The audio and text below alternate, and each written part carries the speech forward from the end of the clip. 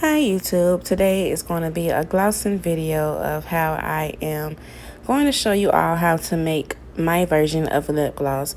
So first, I'm just showing you all the products I'm using. I'm using the TKB gloss for the gloss base. I do have my brown coloring mica powder today. Those are the tubes that I will be using. Also, that's coconut oil that I will put to add moisturization.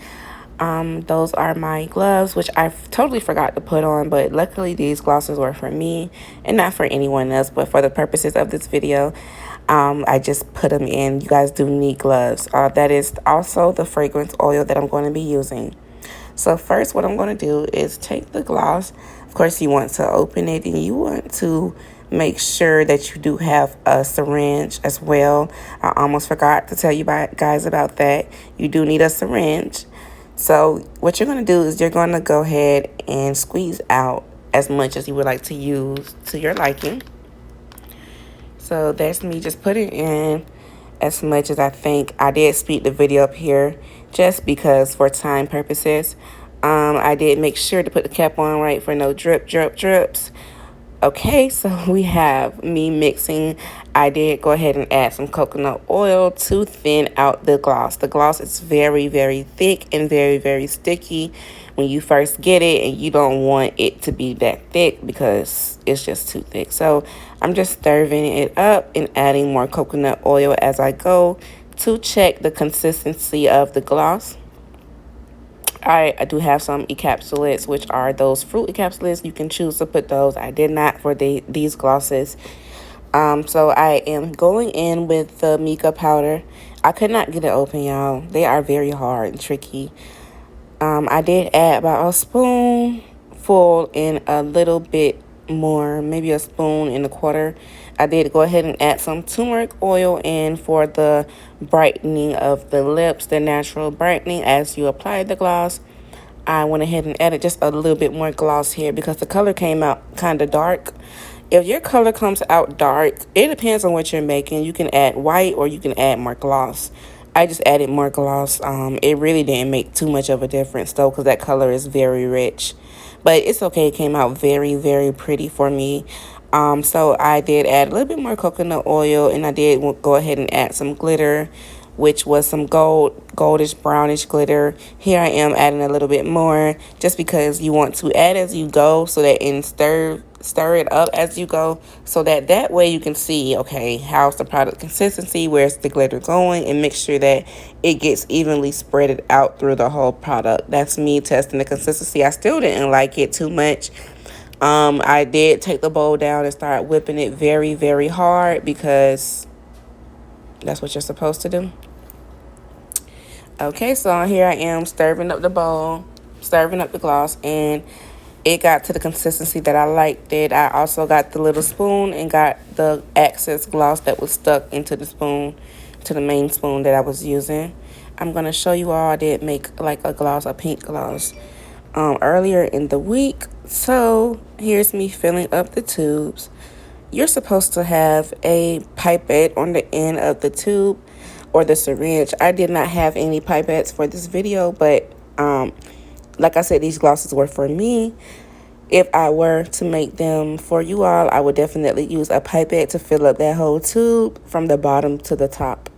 So what I'm doing now is just making sure I get all of the product, most of the product that I can.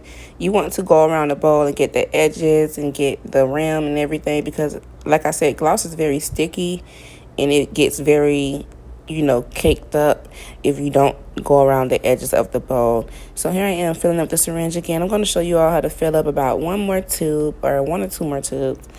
And like I said, you fill it up all the way to the top. Once you get to the top, you go ahead and add the stopper or the lip gloss applier, and then you go ahead and before you do that, you do definitely clean the edges. If you guys can see me, I have a brand new white rag that I'm using to clean off of the edges, and then add that stopper and then add that top.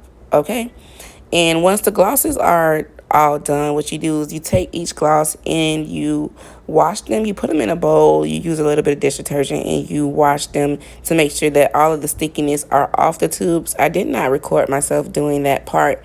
However, I did wash all of these glosses, and I did put them in my personal collection, of course, because I did not use any gloves and they were for me. But you know, for the purposes of this video, I just wanted you all to see the process of me actually making the gloss, because that's the most important part.